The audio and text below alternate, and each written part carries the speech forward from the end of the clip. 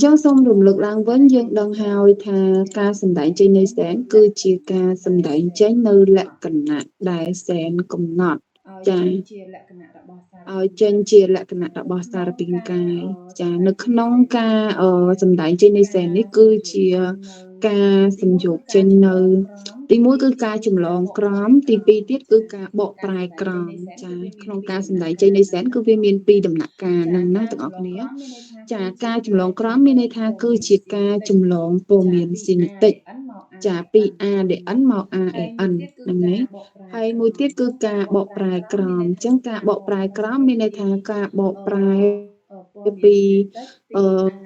ព័ត៌មានស៊ីនេតិកពី AN ទៅជាប្រូតេអ៊ីនចាដែលប្រូតេអ៊ីននឹងធ្វើការតាំងសង់អញ្ចឹងសំណួរគេសួរថាហេតុអ្វីបានជាការសំយោគប្រូតេអ៊ីនចាំបាច់ត្រូវមានការចម្លងពី ADN ទៅ AN មានន័យថាAN វាគ្រាន់តែជាជីវៈមួយដែលវាជាអ្នកនាំសារនៅក្នុងការចម្លងការចម្លងព័ត៌មានស៊ីនេតិកចាហើយបញ្ជូនទៅកាន់ស៊ីតូផ្លាសដើម្បីធ្វើការសំយោគប្រូតេអ៊ីនចាអញ្ចឹងយើងត្រូវដឹងថា ADN ដែលផ្ទុកព័ត៌មានស៊ីនេតិកចាដែលព័ត៌មានស៊ីនេតិកហ្នឹងគឺវាជាប្លង់សម្រាប់តាំងសង់នៅលក្ខណៈសារពាង្គកាយគឺវាស្ថិតនៅក្នុងនវាយោនៃកោសិកាអានេះគឺនវាយោទាំងអស់គ្នាណាទាំងអស់នេះគឺជាកោសិកាចាអញ្ចឹងអាប្លង់របស់វាហ្នឹងគឺវានៅក្នុងនវាយោនៃកោសិកាប៉ុន្តែការសំយោគការសាងសង់ចាគឺស្ថិតនៅក្នុងស៊ីតូផ្លាសអញ្ចឹងបើសិនជាការសំយោគឬក៏ការសាងសង់នឹងអត់មានប្លង់វាអត់អាចធ្វើការសាងសង់បានទេព្រោះវាអត់ដឹងថាសាងសង់ចេញជាលក្ខណៈបែបម៉េចអញ្ចឹងវាត្រូវទៅយកប្លង់ពីក្នុងនវាយោសិនចាដែលប្លង់ហ្នឹងនៅលើចង្វាក់ ADN ហើយ ADN នៅក្នុងនវាយោអញ្ចឹងវាត្រូវទៅយកប្លង់ពីនវាយោសិនពីក្នុងនវាយោសិនហើយអីគេអ្នកទៅយកគឺ AN ទាំងអស់គ្នា AN ច្បាប់ AN ហ្នឹងណាគឺជាអ្នកទៅយកប្លង់គឺគេហៅថាទៅចម្លងក្រមណាភាសាជីវៈដែល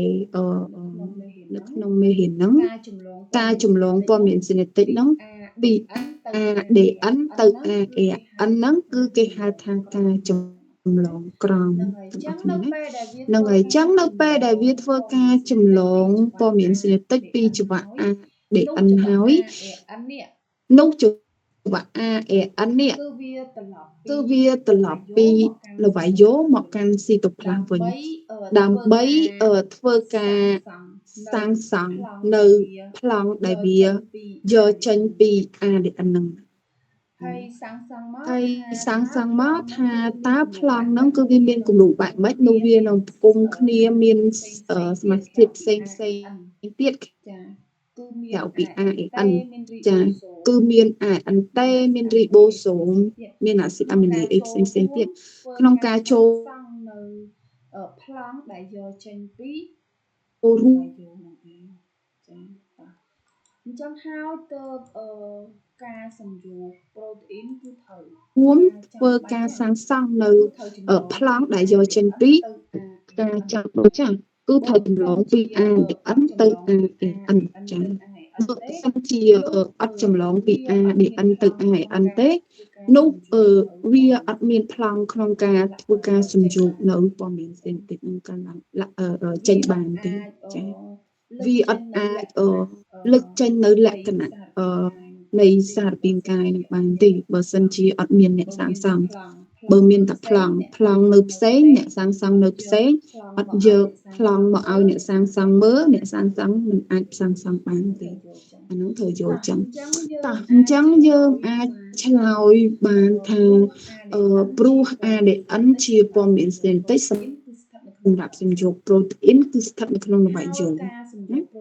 ហើយការសំយោគប្រូតេអ៊ីនកើតឡើងនៅក្នុងស៊ីតូផ្លាស ដូច្នេះហើយទើបព័ត៌មានសេតិចត្រូវបញ្ជូនពីនវាយោទៅស៊ីតូផ្លាស់តាមរយៈ ARN នាំសារឬក៏គេហៅថា ARNM នេះគ្រូសូមបញ្ជាក់បងប្អូនទាំងអស់គ្នាផងដែរថានៅពេលដែលយើង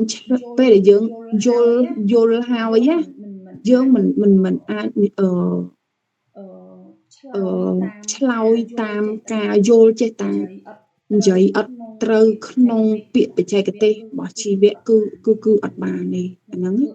ហើយបើបានបន្ទុក5យើងបានតែ2អីទេទាំងអស់គ្នាណាចាព្រោះគេយើងនិយាយមកដូចវាលក្ខណៈពេលដែលយើងទៅសេតាមបែបយល់គេដឹងតែយើងយល់ប៉ុន្តែយើងទៅសេវាអត់ត្រូវនៅអ្វីដែលជាចម្លើយអញ្ចឹងពេលដែលយើងយល់ហើយយើងព្យាយាមទៅមើលចម្លើយដែលអ្នកគ្រូបានដាក់ឲ្យទៀតទៅធ្វើឲ្យយើងនឹងកាន់តែច្បាស់តែម្ដងកាន់តែច្បាស់ហើយក៏អ្នកគ្រូមែនថាត្រូវតែសេតាមចម្លើយនោះ 100% អត់អាចបាត់សូម្បីតែមួយពាក្យអត់ទេអានឹងអញ្ចឹងណាចាពេលដែលយើងមើលហើយយើងយល់ថាចម្លើយអ្នកគ្រូត្រូវនិយាយចេះចាព័ត៌មានស៊ីនតេកគឺស្ថិតនៅក្នុងនវាយោហើយការសំយោគប្រូតេអ៊ីនស្ថិតនៅក្នុងស៊ីតូផ្លាស់ដូច្នេះគឺត្រូវនេះជាបន្ថែមតិចតួចឬក៏បន្ថយឬក៏ពាក្យអីផ្សេងក្រៅពីអ្នកគ្រូអីតិចតួចបានតែនៅក្នុងន័យហ្នឹងអាហ្នឹងរបៀបឆ្លើយចម្លើយជីវវិទ្យាព្រោះបងប្អូនភាគច្រើនគឺពិបាកឆ្លើយមែនតើគឺឆ្លើយទៅគឺចេញមកគឺរកកន្លែងដាក់បន្ទុកឲ្យអត់បាននេះគេហៅថាឆ្លើយតាមទំនើងចិត្តណាអត់ដឹងថានិយាយចេញថាមិនព្រោះយើងឆ្លើយទៅវាអត់ត្រូវអូខេតោះសូមអានទីសិនទៅអូខេមកសមេឃមកអាននេះគ្រូតិចមកអូន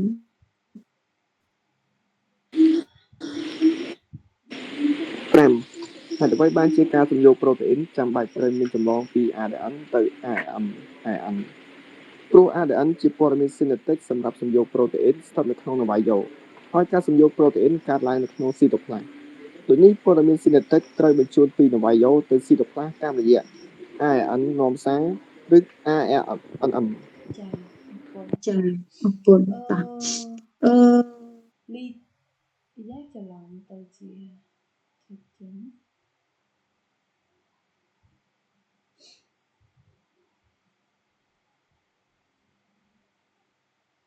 លីតាតោះលីតា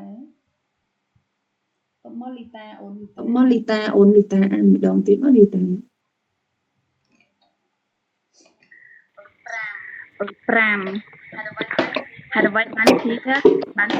សំយោគមានចាំត្រូវមានចម្លងពី ADN ទៅ ARNM ព្រោះ ADN ជាព័ត៌មានស៊ីនេតិកសម្រាប់សំយោគប្រូតេអ៊ីនស្ថិតនៅក្នុងលវាយោហើយសំយោគប្រូតេអ៊ីនកើតឡើងនៅក្នុងស៊ីតូផ្លាស់ដូចនេះព័ត៌មានស៊ីនេតិកត្រូវបញ្ជូនពីលវាយោទៅស៊ីតូផ្លាស់តាមរយៈ ARN នាំសារ ARNM អរគុណហ្នឹងហើយអូខេឥឡូវយើងទៅស្គាល់តាអាស៊ីតនុយក្លេអ៊ិកមានប៉ុន្មានប្រភេទចា៎អាស៊ីតនុយក្លេអ៊ិកគឺមាន2ប្រភេទទាំងអស់គ្នាណាគឺអាស៊ីតដេអុកស៊ីរីបូនុយក្លេអ៊ិកដែលគេហៅកាត់ថាជា ADN និងអាស៊ីតរីបូនុយក្លេអ៊ិកចា៎ដែលគេហៅកាត់ថាជា ARN ចា៎និយាយទៅចង្វាក់2នេះវាគឺកើតមកពីផ្ទៃតែមួយទេចា៎កើតមកពីផ្ទៃតែមួយគ្រាន់តែថាវា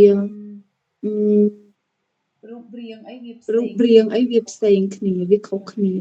ខ្លះចឹងទៅហ្នឹងហើយមើលច្បាប់របស់ ARN ទៅវាមានតែមួយខ្សែទេយើងអាចប្រៀបច្បាប់របស់ ARN ទៅជាច្បាប់ម្ខាងរបស់ ADN បានអត់ទេណាព្រោះតិចទៀតពេលដែលយើងធ្វើលំហាត់ហ្នឹងហើយពេលចេញពីរៀនហ្នឹងទៅអ្នកគ្រូនឹងដាក់កិច្ចការផ្ទះជាលំហាត់ឲ្យយើង ម្ដងហ្នឹង ពេលដែលយើងធ្វើ ពេលដែលយើងធ្វើលំហាត់ដល់ a e n ណានោះនឹងយើងនឹងដឹងថាច្បាប់ទី 1 ឬក៏ច្បាប់ទី 2 របស់ a e n របស់ a d n គឺស្មើទៅនឹងតម្លៃនៃច្បាប់ម្ខាងរបស់ a e n យើងអាចចម្លងវាបានណាដូចការចម្លងក្រុមចឹងអាហ្នឹងគឺអញ្ចឹងយើងអាចគិតអញ្ចឹងបានចាព្រោះច្បាប់ a e n វាមានតែមួយខ្សែតែច្បាប់ a d n វាមានពីរខ្សែអញ្ចឹងមានន័យថា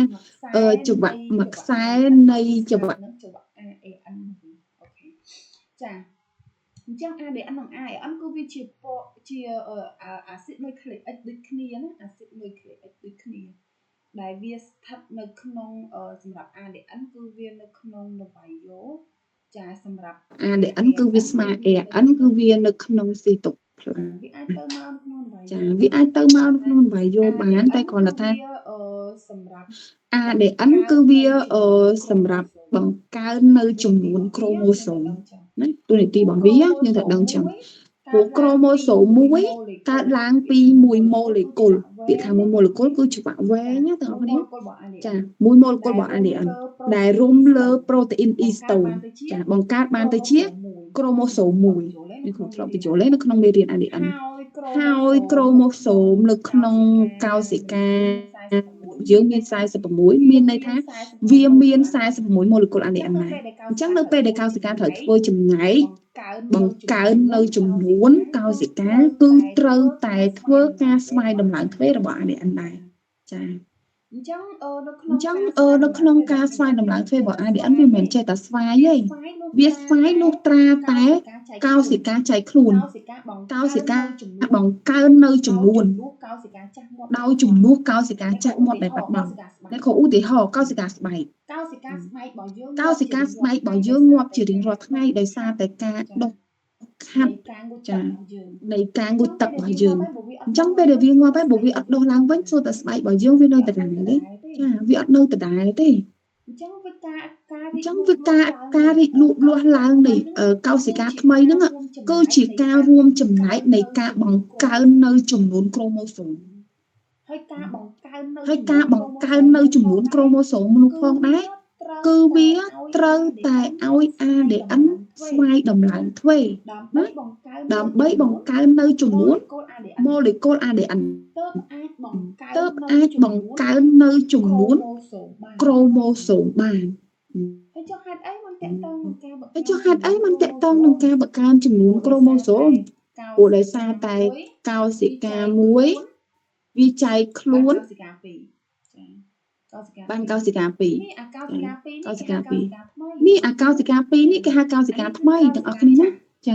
អានេះគឺកោសិកាចាស់តិចទៀតអាហ្នឹងវាងាប់ហើយចាអានេះវាត្រូវ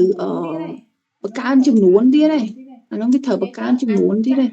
និយាយទៅអាចចាស់បង្កើតចំនួនអាថ្មីអាចចាស់ត្រូវងាប់អាហ្នឹងអញ្ចឹងណាអាចចាស់ត្រូវងាប់អញ្ចឹងសួរថានៅក្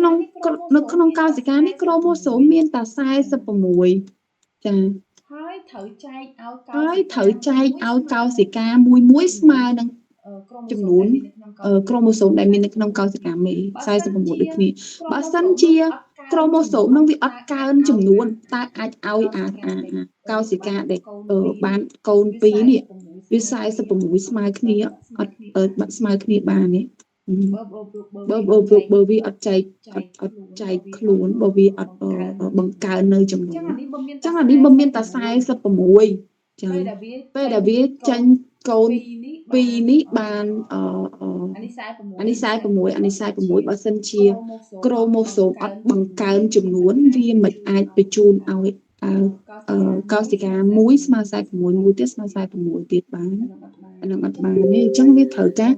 បង្កើនចំនួនដោយការស្វ័យតម្លើងទ្វេរបស់ ADN ចាអញ្ចឹងអានេះណាគ្រូគាត់តែបញ្ចូលរំលឹកឡើងវិញទេសម្រាប់អ្នកខ្លះគាត់បានចូលពីហ្នឹងហើយអញ្ចឹងនៅក្នុងការស្វ័យតម្លើងទ្វេរបស់ ADN គឺវាមានលក្ខណៈបែបហ្នឹងទាំងអស់គ្នាទើបវាធ្វើការស្វ័យណាលុះត្រាតែការបង្កើននៅចំនួនកោសិកា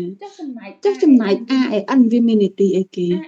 AN វាមិនមានតែមួយហ្នឹងទេបងប្អូនចាអញ្ចឹង AN វាមានបន្តទៀតចា AN វាមានចំនួនច្រើន មែនដូច A ដែល N មានតែមួយទេតោះឥឡូវយកមកមើលសិនថាតើ A ដែល N នោះវាបង្កឡើងពីអ្វីចាចឹង A ដែល N គឺបង្កឡើងពី nucleotide ឬក៏ពាក្យថា ribonucleotide ចានេះអ្នកគ្រូចង់ឲ្យយើងចាប់អារម្មណ៍កន្លែងនេះដែរពាក្យ nucleotide ពាក្យ ribonucleotide ពាក្យពីរហ្នឹងប្រើនៅក្នុង ADN ក៏បានប្រើនៅក្នុង AAN ក៏បានដូចគ្នាគឺវាជានុយ AOCC ហ្នឹងបើនៅក្នុង AAN ហើយបើនៅក្នុង ADN គឺ ATCC អាហ្នឹងគេហៅ nucleotide ឬក៏គេហៅពាក្យមួយទៀតថា ribonucleotide នេះបានដូចគ្នាណាអញ្ចឹងពាក្យហ្នឹងបងប្អូនខ្លះច្រឡំថាប្រើតាមនៅក្នុង AAN ឲ្យតែលើពាក្យថា ribonucleotide គឺដឹងថា AOCC មែនទេនៅក្នុង ADN ក៏អាចប្រើបានដែរ ribonuc ហ្នឹងគាត់ថាគេមិននិយមហើយនៅក្នុង AN ក៏គេប្រើនុយបានដែរចាហើយតាម nucleotide នីមួយៗផ្សំឡើងពីអ្វីចាសម្រាប់ nucleotide របស់ AAN ស្តៀងទៅនឹង ADN ដែរគ្រាន់តែថាវាខុសគ្នាត្រង់ស្ករឯងទាំងអស់គ្នាណាត្រង់ស្ករអញ្ចឹងវាបង្កឡើងពីអាស៊ីត phosphoric ចា 3PO4 មួយម៉ូលេគុលដូចគ្នាស្កររបស់វាឈ្មោះថាស្ករ ribose មិនមែនស្ករ deoxyribose ទេចាដែលមានរូបមន្តខុសគ្នាផងដែរ C5H10O5 ចាមួយម៉ូលេគុលហើយបាសអាសូតរបស់វាមាន ACCOI ចាមួយម៉ូលេគុលបើសិនជាបាស A នុយ A បាស C នុយ C បាស C នុយ C បាស អុយនុយអុយកន្លែងហ្នឹងណាហ្នឹងហើយវាផ្សំឡើងដូចគ្នាពីសមាសធាតុផ្សំ3ហ្នឹងចាហើយក៏វាមានសម្ព័ន្ធគីមីដូចគ្នាដែរនេះពេលនេះអាស៊ីតចា phosphoric អានេះស្ករហើយភ្ជាប់មកបាសឃើញទេហ្នឹងហើយអញ្ចឹងអាហ្នឹងក៏វាមានសម្ព័ន្ធគីមីឬក៏សម្ព័ន្ធកូវ៉ាឡង់ដូចគ្នាដែរក្នុងការភ្ជាប់គ្នារវាងអាស៊ីតនិងស្ករអាស៊ីតនិងស្កររហូតបានទៅជាចង្វាក់មួយដែលរឹងមាំគេវាប្រៀបដូចទៅនឹងមេចណ្ដើអញ្ចឹងណាវាប្រៀបដូចទៅនឹងមេចណ្ដើអញ្ចឹងចាអញ្ចឹងគេហៅអាសម្ព័ន្ធដែលរឹងមាំនឹងថាគឺជាសម្ព័ន្ធគីមីណាហ្នឹងហើយអញ្ចឹងនៅក្នុង ADN ដូចគ្នានៅក្នុង AAN ដូចគ្នាតើសម្ព័ន្ធណារឹងមាំជាងគេគឺសម្ព័ន្ធគីមីឬក៏សម្ព័ន្ធកូវ៉ាឡង់ចាសម្ព័ន្ធណាងាយអាចជាងគេគឺមានតែនៅក្នុង ADN តែប៉ុណ្ណោះព្រោះ ADN គឺទៅវាមានសម្ព័ន្ធអ៊ីត្រូសែនណាចា AAN អត់មានទេព្រោះវាជាច្បាប់មួយខ្សែហ្នឹងអត់មានទៅពេញមួយណាគេទេចាវាមានតែមួយខាងទេបើទេអុយសេចឹងទៅណាគាត់ថាវានៅវាត្រូវបំពេញគ្នាគឺតាមគោលការណ៍ចម្លងក្រមនៅពេលដែលវាត្រូវទៅចម្លងព័ត៌មានសេតិចពីADN ដែលស្ថិតនៅក្នុងនវាយោដើម្បីចម្លងវាមកដើម្បីធ្វើការសំយោគប្រូតេអ៊ីនដែលស្ថិតនៅក្នុងស៊ីតូផ្លាសមិនហ្នឹងនេះណាចាតន់នេះកន្លែងនេះតន់ទេមានកន្លែងណាអត់យល់សួរទាំងអស់គ្នាណាពួកអ្នកគ្រូបញ្យល់ទាំងអស់មិនប្រកាសថាបងប្អូនយល់ទាំងអស់ឯងអាចនឹងមានចម្ងល់កន្លែងណាមួយអីអាចសួរបានតោះមានចម្ងល់អីទេអូខេតើបើមានយើងអានអ្នកគ្រូតិចមកផាឡាអានអ្នកគ្រូតិចអូនបាទអ្នកគ្រូ7តើ ADN បង្កឡើងពីម៉ូលេគុលអ្វីខ្លះតើ nucleotide នីមួយៗផ្សំឡើងដោយអ្វីខ្លះ ADN បង្កឡើងពី nucleotide ឬ ribonucleotide nucleotide នីមួយៗផ្សំឡើងពីអាស៊ីត phosphoric មួយម៉ូលេគុលស្ករ ribose មួយម៉ូលេគុលបាសអាសូតមួយម៉ូលេគុលចាអូខេតោះចាហើយយើងមកស្គាល់ពីប្រភេទរបស់ AAN ទាំងអស់គ្នាចា AAN គឺវាមានដល់ទៅ3ប្រភេទឯនោះទាំងអស់គ្នាណាចាហ្នឹងហើយមិនដូច ADN ទេ ADN វាមានតែមួយឯណាមួយមានន័យថាមួយវាមានតែ ADN ហ្នឹងហើយ ADN មួយឯងហើយនីតិរបស់វាតែមួយនឹងដូចគ្នាព្រោះវាមានតែមួយម៉ូលេគុលតែ AAN វាមានប្រភេទ3ផ្សេងគ្នានីតិផ្សេងគ្នាចាមានន័យថានីតិមួយធ្វើនេះនីតិមួយទៀតធ្វើនោះ ăn muối thua ní ăn muối tiết thua nó ăn muối tiết thua xây nhưng tầng con tai để ti rùm biết là mùi cứ cho rùm không ca sử dụng protein ở đây khổ để họ bài này năng khía bay nè mà nè cắt phơn mà nè tiết liền cò mà nè tiếp tới hở ốc ấy chừng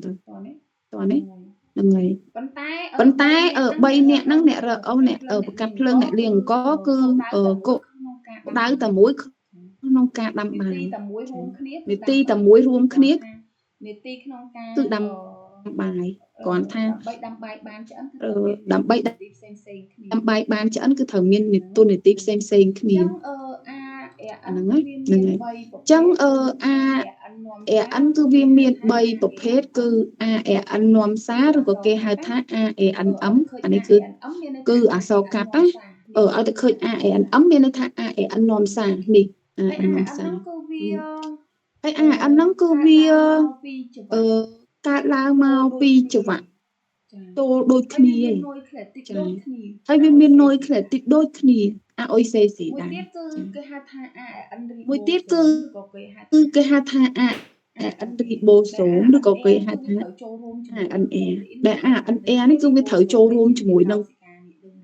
protein bằng carbon bàn tới chia ribo xuống lại chỉ thiết cao xịt này đừng đường còn đấy chắc anh năng viên tới trâu rôm cho mũi protein á này trâu rôm mũi protein bằng carbon bàn tới chia ribo xuống để miền ai cả ta rừng thống ai cả ta rừng tàu chính anh mỗi tiết cứ cái hạt ăn tê rồi có cái hạt ăn đập nuông chẳng phải đi tê nó ăn tê rồi có cái hạt ăn đập nuông chẳng đi ăn đập nuông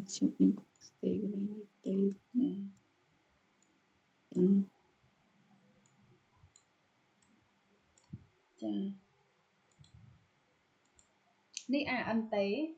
đi ăn ấm đi ăn lương đó á đi ăn tế đi rượu riêng bia mình chẳng nghe rượu riêng viết đôi vi chi cho bạn tôi đôi khi còn là tha np để vi ăn châu từ nông ribo số hai protein châu từ nông ribo số đôi khi tới vi bậc phải vô chà hay bậc máu vi bậc bạn từ chia ribo số đại miền ai cả ta rong piคือai cả ta rong thống ai cả ta rong tàu hay tranh pi nó phải vô mà canxi tụ lại năng á ribo số thiết cao gì cả thì tại chà tại còn ta vi cả làng pi năng protein chà chẳngในโคแผกปีนิตีบอกวิตรุตัวสำหรับอันเตนี่คือวิเมียนนิตีขนมกาดักนวมไตรเทียดบ่อยจ้ะเนลอันเตคือวิเมียนโกดงได้ดำเริงมืออังตีโกดงเราบอกอันนั่งไงยังสลับลิงลิงเส้นเด้อคนในกูปรับตัวจ้ะđại bia đập nôm ở nuôi khởi tiết bấy để cái hạt thải chỉ trầy thịt nó đầm rơi cho mũi tân nâng axit amine chất tha bọc hệ mũi đầm bấy cho từ can ribosome không ca sinh dục protein đập bấy ní vía cứ chia cái hạt nôm xá để nôm nơi form biến sinh tích bị để ấn màu can cytoplasm đầm bấy thôi can sinh dục protein được kia haiสำหรับvía thở ban cho rôm chỉ mũi nâng protein bằng carbon ban từ chia thiết cao gì các cái hai ribosome đại miền tí chia cần lấy sầm rập phơi cá sầm dục protein vậy năng đấy đi ti bảo vệ tru ok toàn đấy từng óc này toàn đấy cái này đi vì đây ăn của tôi mà phải làm mình ép vô một cái vô là cái lại như ti bao anh em đón tin này rồi anh em vi cho rôm cho mũi protein bằng carbon từ chia ribosome đại miền ai cả ta rừng thống năng ai cả ta rừng tàu hai ribosome ní vía chia thiết cao gì cả thì ហើយវាមាននីតិជាកន្លែងសម្រាប់ធ្វើការសំយោគប្រូតេអ៊ីនអញ្ចឹងក្នុងការសំយោគប្រូតេអ៊ីនគឺស្ថិតនៅក្នុងរីបូសូមណាពេលដែលយើងរៀនថ្នាក់ទី11រីបូសូមគឺវាមាននៅក្នុងស៊ីតូផ្លាសគេហៅថារីបូសូមសេរីហើយរីបូសូមដែលមាននៅលើរេទីកុយឡូមអង់ដូផ្លាសគេហៅថារីបូសូមគ្រើមហ្នឹងរេទីកុយឡូមអង់ដូផ្លាសគ្រើមដែលមានរីបូសូមជាប់នៅលើហ្នឹងហើយរីបូសូមនៅស្រីក៏ដោយរីបូសូមនៅជាប់មួយរេទីកុយឡូមអង់ដូផ្លាសក៏ដោយគឺវាមាននីតិក្នុងការសំយោគជាកន្លែងសម្រាប់ធ្វើការសំយោគប្រូតេអ៊ីនដូចគ្នាតើនេះផល្លា តអ្នកគ្រូត ចាហ្នឹងហើយហើយយើងបានរៀននេះធាតុកោសិកាច្រើននៅក្នុងនោះវាមាននីតិផ្សេងគ្នាទាំងអស់ចានៅពេលដែលរីបូសូមនោះសំយោគហើយបានទៅជាប្រូតេអ៊ីនប៉ុន្តែប្រូតេអ៊ីននោះមិនទាន់មាននីតិទេត្រូវចូលធ្វើការវិចខ្ចប់នៅក្នុងប្រដាប់កុលស៊ីសិនវិចខ្ចប់ខ្លាយទៅជាប្រូតេអ៊ីនដែលវាមានលក្ខណៈហើយទៅចូលទៅក្នុងរេទីកុយឡូមអង់ដូផ្លាសដើម្បីបង្ហាញនៅឬក៏វិចខ្ចប់ឡើងវិញម្ដងទៀតហ្នឹងហើយទៅចេញពីរេទីកុយឡូមអង់ដូផ្លាសទៅកាន់កន្លែងដែលត្រូវការវាចាកោសិកាឬក៏សារពាង្គកាយកន្លែងណាដែលត្រូវការវាទៅអូខេមកវិទ្យាអាននៃគ្រូតិចមកអូន បាននេះគ្រូ8តើ AN មានប្រមាណប្រភេទអ្វីខ្លះ AN មាន3ប្រភេទគឺ AN នាំសារ ANM AN រីបូសូម AN Air AN ដឹកនាំ AN ទេ ចាអរគុណអូនហ្នឹងហើយអញ្ចឹងអ្នកគ្រូលើកទឹកចិត្តឲ្យគ្នាយើងមានសភៅពងផងណាដើម្បីយើងងាយស្រួលក្នុងការរៀនបន្ថែមយើងអានបន្ថែមទៀតទៅព្រោះដោយសារអ្នកគ្រូលើកយកមកនេះគឺស្ទើរតែជាមេរៀនដែលសង្ខេបកន្លែងសំខាន់ហ្នឹង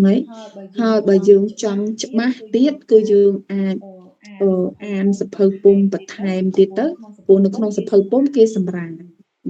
ពេលដែលយើងរៀនហើយយើងទៅអានសភៅពុំឆាប់យល់ទេតែបើយើងអានសភៅពុំហើយមករៀនអាហ្នឹងយើងត្រូវការគិតតិចព្រោះពេលយើងអត់ទាន់បានរៀនយើងអានទៅវារៀនអត់ដឹងថាវាមិនទេតែដល់ពេលអ្នកគ្រូបញ្ចូលហើយអាហ្នឹងវាមិនហើយយើងទៅអានអាហ្នឹងយើង 100% ហ្នឹងកាន់តែយល់ហើយច្បាស់ជាងមុនទៀតចឹងណាចាប់តមុននឹងចូលដល់ចំណុចបន្ទាប់នៃគ្រូសួរតិចសិនទាំងអស់គ្នាតើហេតុអ្វីបានជាការសំយោគប្រូតេអ៊ីនចាំបាច់មានការចម្លងពី ADN ទៅ AAN តើគេអាចឆ្លើយបានសូមលើកដៃអ្នកគ្រូផ្ដល់អត្ថភាពឲ្យអ្នកលើកដៃហ្មងណានៅលើប៊ូតុងកន្លែង Zoom ហ្នឹងគឺវាមានអារូបតុក្កតាមួយទាំងអស់គ្នាចុចលើហ្នឹងទៅហើយវាមានឃើញemoji ច្រើនទៀតអញ្ចឹងយើងដាក់លើកដៃមក emoji មួយណាក៏បាននេះអ្នកគ្រូហៅតើណាគេអាចឆ្លើយបាន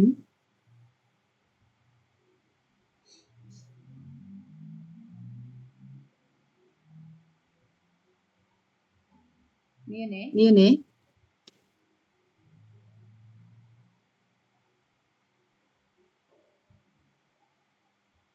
អូខេបើមានណាគេលើកដៃទៀតអ្នកគ្រូហៅតែម្ដងណាតោះសិមីមក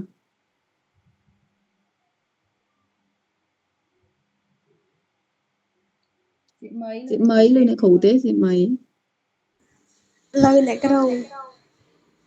ចាតោះឆ្លើយ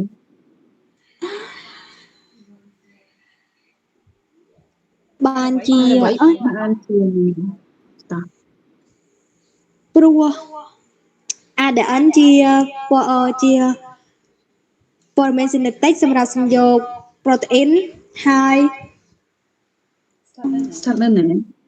ស្ថិតនៅស៊ីតូផ្លាសហើយស៊ីតូផ្លាសគឺ ADN ស្ថិតនៅណា ADN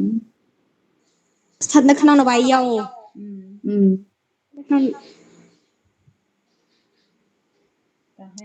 ហើយមិនទៀត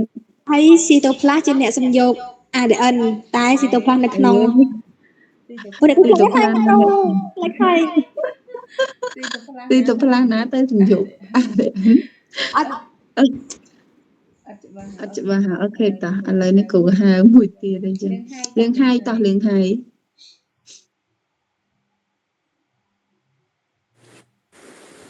លឿនឯគ្រូ ចាលឿនមក ព្រោះ ADN គឺជាព័ត៌មានសេនេតិកសម្រាប់សំយោគប្រូតេអ៊ីនស្ថិតនៅក្នុងនវាយយ៉ូហើយការសំយោគប្រូតេអ៊ីនត្រូវបានកើតឡើងនៅក្នុងស៊ីតូផ្លាសដូចនេះព័ត៌មានសេនេតិកត្រូវបញ្ជូនពីនវាយយ៉ូទៅស៊ីតូផ្លាសតាមរយៈ ADN នាំសារ ចាត្រឹមត្រូវតោះ ម្នាក់ទៀត ម្នាក់ទៀតសិន សំណាង សំណាងចូលឯសំណាង សំណាងចូល សំណាងចូលទេអូន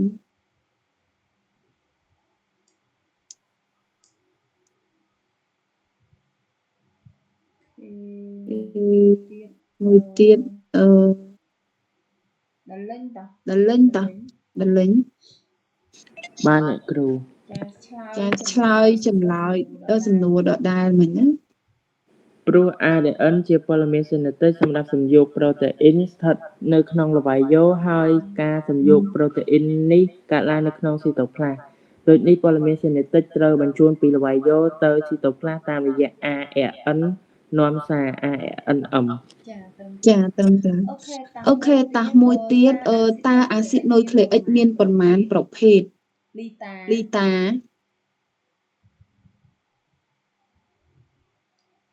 លីតា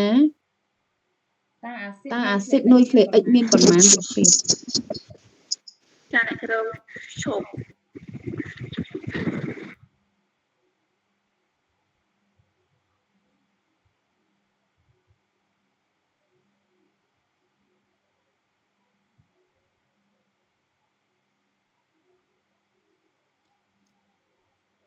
តោះនេះ តោះមីហី អូយអ្នកគ្រូអត់ចាំទេ អាស៊ីដនុយក្លេអ៊ិកចេះមានប៉ុន្មានប្រភេទអូន អូខេមក អូខេមកមង្គលមង្គល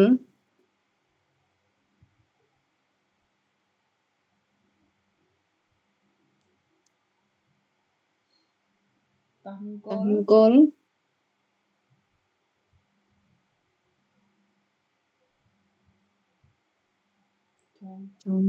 វីរៈ តោះ បាននេះគ្រូអាស៊ីដនុយក្លេអ៊ិកមានពីរប្រភេទនេះគ្រូ ចាអ្វីខ្លះ អាស៊ីដដៃអុកស៊ីរីបូនុយក្លេអ៊ិកនិងអាស៊ីដរីបូនុយក្លេអ៊ិក ចា អាស៊ីដនុយក្លេអ៊ិកមានពីរប្រភេទអាស៊ីដដេអុកស៊ីរីបូនុយក្លេអ៊ិកដែលគេហៅថាជា ADN និងអាស៊ីដរីបូនុយក្លេអ៊ិកដែលគេហៅថាជា AAN អូខេតោះសំណួរមួយទៀតតើ AAN ផ្សំឡើងពីអ្វីខ្លះ តាមេឃ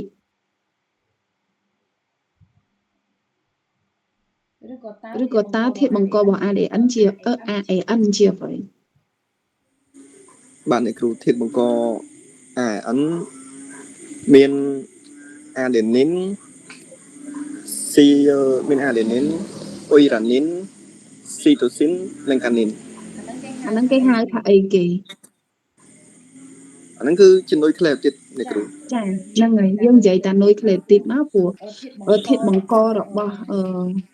AAN គឺជានុយក្លេទីតនឹងឯងតោះនេះតាមេឃ បាទអ្នកគ្រូ ចាតោះមួយទៀតតាមេឃដដែលតើនុយក្លេទីតនីមួយៗផ្សំឡើងពីអ្វី នុយក្លេទៀតនីមួយៗផ្សំឡើងពីបាសូតនិងស្ករដេអុកនិងស្កររីបូសហើយនិង អាស៊ីដ អាស៊ីដផូស្ហ្វូរិកអ្នកគ្រូ ចាអាស៊ីដផូស្ហ្វូរិកហើយចាអញ្ចឹងAAN និង ADN ខុសគ្នាទី1គឺបើនិយាយពីធាតុផ្សំរបស់នុយក្លេទីតវាគឺស្ករ ADN ផ្សំឡើងពីស្ករដេអុកស៊ីរីបូសដល់ពេល AAN ផ្សំឡើងពីស្កររីបូស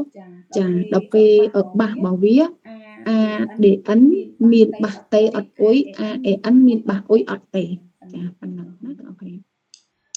អូខេឥឡូវយើងបន្តតិចទៀតហ្នឹងឯង ចំណាក់ការចម្លងក្រមប្រព្រឹត្តទៅនៅឯណាអ្នកគ្រូសូមរំលឹកឡើងវិញម្ដងទៀតពាក្យថា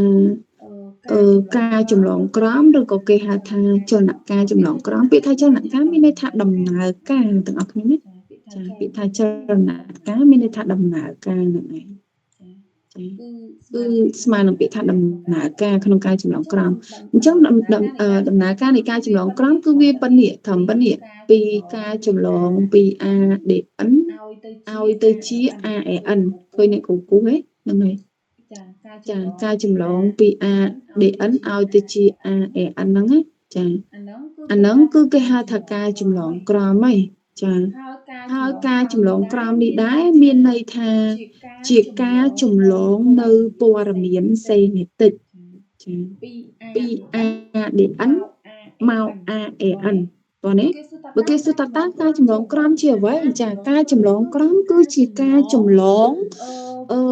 ព័ត៌មានសេនេតិកពី ADN មក AAN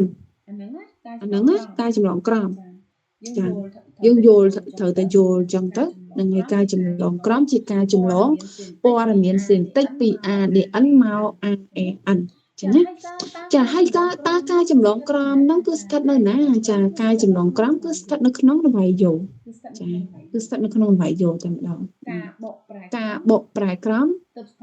ទើបស្ថិតនៅក្នុងស៊ីតប្រតែយើងអត់ទាន់និយាយតែការចម្លងក្រមនេះគឺស្ថិតនៅក្នុងនវាយោនៃកោសិការបស់ភាវរូបចាគឺស្ថិតនៅក្នុងនវាយោនៃកោសិកាមួយទៀតគឺយើងនិយាយពី ADN polymerase AAN ជំទោះ AAN polymerase សម្រាប់ AAN polymerase នេះគឺវាជាអង់ស៊ីមដូចគ្នាដែរដូចទៅនឹង ADN polymerase ដូចគ្នាចា ADN polymerase វាជាអង់ស៊ីមដែលកំណត់ចាកន្លែងចាប់ផ្ដើមនិងកន្លែងបញ្ចប់នៃការស្វ័យដំឡើងទ្វេរបស់ ADN អានោះតួនាទីរបស់អង់ស៊ីម ADN polymerase ហ្នឹងតួនាទីរបស់អង់ស៊ីម ADN polymerase គឺកំណត់ចាកន្លែងចាប់ផ្ដើមនិងកន្លែងបញ្ចប់នៃការស្វ័យដំឡើងទ្វេរបស់ ADN ចាអញ្ចឹងយើងដឹងហើយថាអង់ស៊ីមពេលដែលយើងហ៊ាននៅ ADN ហ្នឹងគឺពេលដែលធ្វើការស្វ័យដំឡើងទ្វេពប់ត្រង់កន្លែងណាគឺអង់ស៊ីមហ្នឹងគឺវាអ្នកកំណត់ចាប់ផ្ដើមនៅកន្លែងណាចាពេលដែលត្រូវចាប់ផ្ដើមនៅកន្លែងណាអង់ស៊ីមហ្នឹងវាជាអ្នកកំណត់នោះចង្វាក់ទាំងពីរគឺត្រូវបានរលាដោយការផ្ដាច់សម្ព័ន្ធអ៊ីត្រូសែនខ្សោយហើយពេលស្វ័យត្រូវបញ្ចប់នៅកន្លែងណាវាមានកន្លែងជាក់លាក់អំវាដើម្បីធ្វើការបញ្ចប់ហ្នឹងហើយអញ្ចឹងអង់ស៊ីមហ្នឹងគឺជាអ្នកកំណត់ហើយអង់ស៊ីម ADN polymerase ហ្នឹងក៏វាមាននីតិក្នុងការភ្ជាប់សម្ព័ន្ធអ៊ីត្រូសែនខ្សោយឡើងវិញផងដែរឥឡូវយើងងាកមកមើលនីតិរបស់ ADN polymerase វិញវាដូចគ្នាទៅនឹងអង់ស៊ីម ADN polymerase ដែរគ្រាន់តែថាអានេះគឺវាជួយជាអង់ស៊ីមចា ADN polymerase ជាអង់ស៊ីមជួយអន្តរាគមន៍ក្នុងការಸಂយោគ AAN ចា AAN ហ្នឹងហើយវាអន្តរាគមន៍បែបម៉េចគឺវាជួយក្នុងការឲ្យចង្វាក់ ADN ហ្នឹងគឺវាបើកទាំងអស់គ្នាចាហើយវាកំណត់កន្លែងជាក់លាក់ដូចគ្នាបើកន្លែងណាត្រូវបញ្ចប់កន្លែងណាចាវាកន្លែងវាជាក់លាក់ក្នុងការឲ្យ AAN រត់មកធ្វើការសំយោគនៅលើចង្វាក់ ADN ហ្នឹងតែម្ដងចាអញ្ចឹងទី1គឺវាចាAAN polymerase ហ្នឹងវាគឺជាអង់ស៊ីមសម្រាប់ធ្វើការជួយអន្តរាគមន៍នៅក្នុងការសំយោគ AAN ហើយវាមាននីតិទី1គឺទទួលស្គាល់សញ្ញាសេនេតិកនៅលើ ADN ដែលត្រង់ចំណុចចាប់ផ្ដើមនេះត្រង់ចំណុចចាប់ផ្ដើមនិងចំណុចបញ្ចប់ចំណុចចាប់ផ្ដើមបញ្ចប់និងចំណុចចាបញ្ចប់នៃការសំយោគ AAN ចានាំសារឬក៏គេហៅថា AAN ត្រង់កន្លែងជាក់លាក់ចានេះពណ៌កាឈូកនោះគឺជា AAN polymerase ចាកន្លែងជាក់លាក់មួយ កន្លែងជាក់លាក់មួយ មួយទៀតគឺវា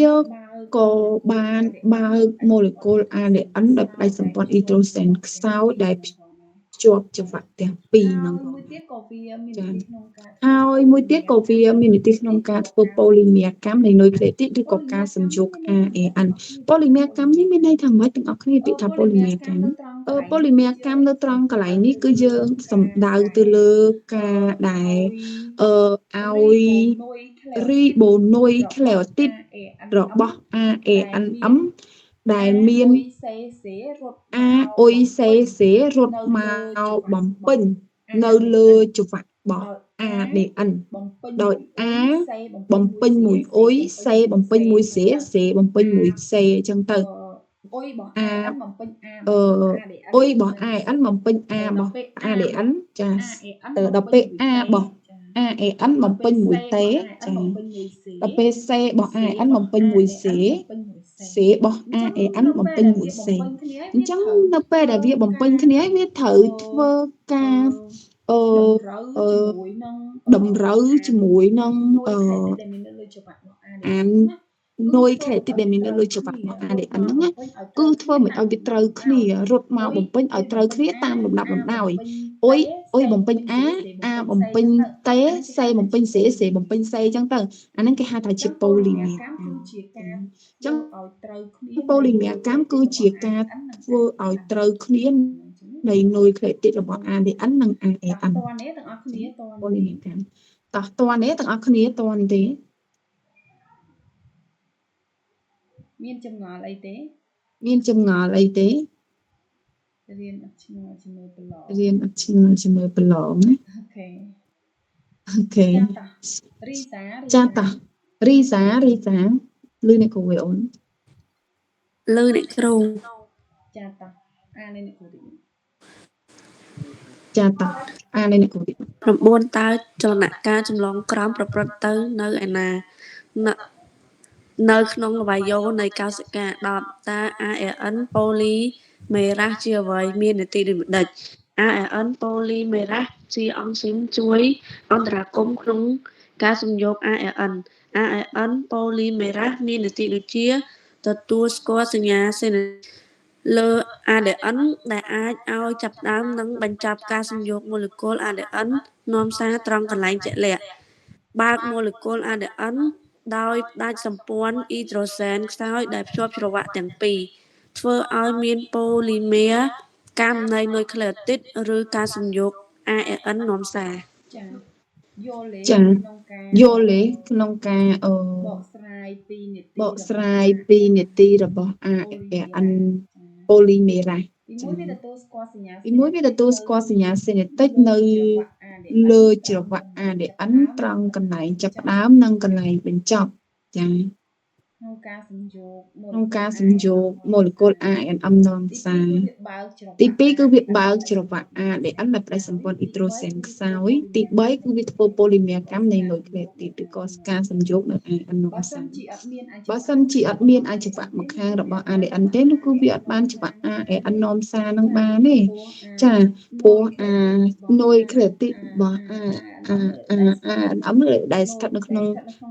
ដែលស្ថិតនៅក្នុងនវាយោហ្នឹងគឺវាត្រូវរត់មកបំពេញតាមគោលការណ៍បំពេញបាសដែរហ្នឹងណាចាគឺ អ៊ុយបំពេញ A បំពេញតេ C បំពេញ C បំពេញ C អញ្ចឹងទៅណាអញ្ចឹងអាការបំពេញគ្នាតាមដំណលំដាប់ដែលត្រូវបានមានច្រវាក់ម្ខាងជាច្រវាក់ដែលទុកសម្រាប់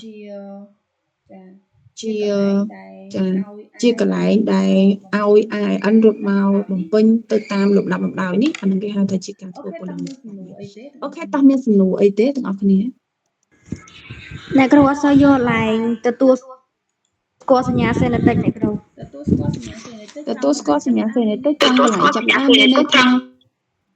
ចាមានន័យថាត្រង់ ចាមានន័យថាត្រង់កន្លែងណាដែលវាត្រូវការចាប់ផ្ដើមធ្វើការសំយោគហើយធ្វើការសំយោគAAN ណាចាមានន័យថានៅលើច្រវាក់ molecule ADN វាមានច្រើនវាមានវែងហើយនៅលើមួយច្រវាក់ molecule ADN ហ្នឹងវាមានព័ត៌មានសេនេតិកច្រើនណាបងប្អូនគ្នាវាមានព័ត៌មានសេនេតិកច្រើន វាមានព័ត៌មានសេនេតិកច្រើនអញ្ចឹងចង់សួរថាតើ សារពាង្គកាយរបស់យើងត្រូវការព័ត៌មានសេនេតិចណាសម្រាប់ឲ្យ ADN ទៅសំយោគហើយត្រឡប់ទៅសំយោគនៅលើច្បាប់ ADN ហើយត្រឡប់មកសំយោគប្រូតេអ៊ីនវិញយល់អ្នកគ្រូនិយាយទេ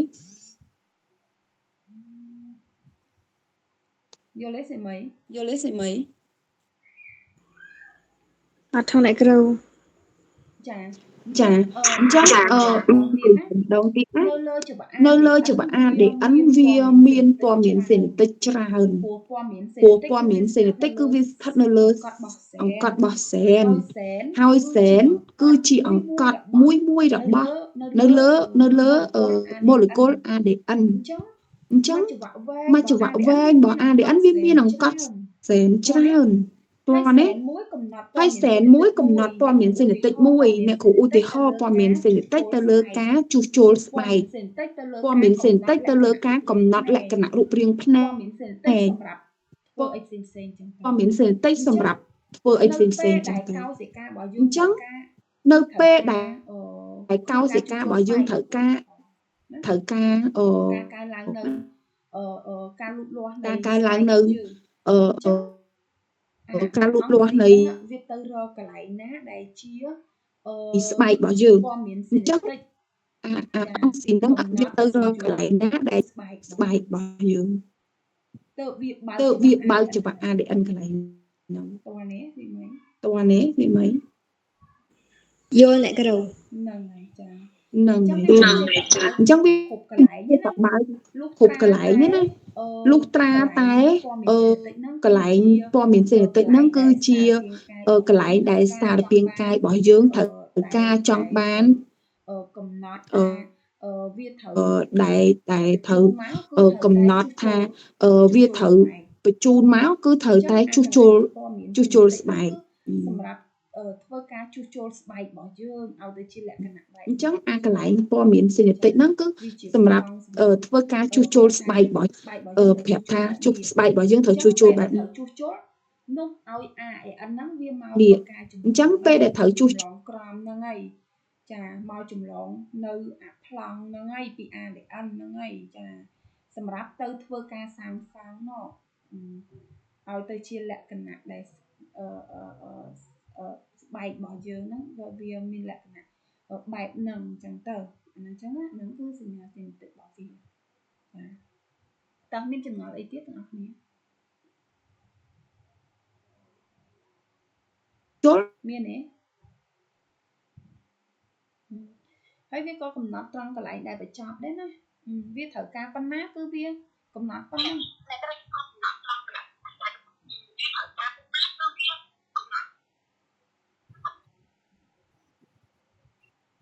មកសុំមក ស៊ីនេតិចហើយនិងសេនេតិចដូចគ្នាតែមែនអ្នកគ្រូ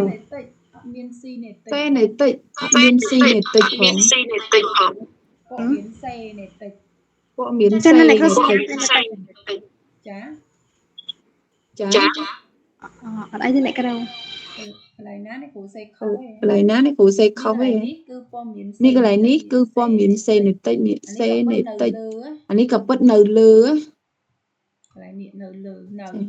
កន្លែងនេះនៅលើនៅតនេះពាក្យថាស៊ីនេតិចមានពាក្យថាស៊ីនេតិចទេស៊ីនេតិចដូចជាចូលរូបទេមែនទេ